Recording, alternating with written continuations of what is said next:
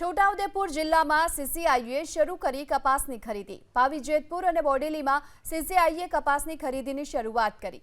પાવી જેતપુરની Hariom ginning મિલે કપાસની ખરીદીની શરૂઆત કરી છે અને બોડેલીની 2 જીનિંગ મિલે પણ કપાસની ખરીદીની શરૂઆત કરી।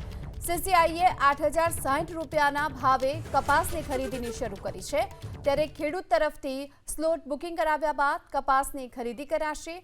સીસીઆઈએ કપાસની ખરીદી શરૂ કરતા ખેડૂતો પણ ખુશખુશાલ જોવા મળ્યા। છોટાઉદેપુર જિલ્લામાં સીસીઆઈએ શરૂ કરી કપાસની ખરીદી। પાવી જેતપુર અને બોડેલીમાં સીસીઆઈએ કપાસની ખરીદીની શરૂઆત કરી। પાવી જેતપુરની હરિઓમ જીનિંગ મિલે કપાસની ખરીદીની શરૂઆત કરી છે અને બોડેલીની 2 જીનિંગ મિલે પણ કપાસની ખરીદીની શરૂઆત કરી।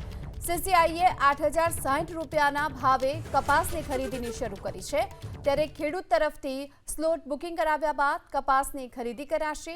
સીસીઆઈએ કપાસની ખરીદી શરૂ કરતા ખેડૂતો પણ ખુશખુશાલ જોવા મળ્યા।